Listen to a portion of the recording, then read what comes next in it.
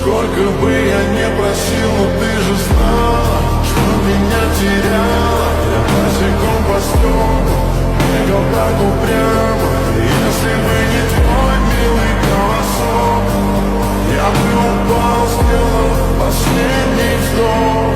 И звезды мирно падали, как будто до меня.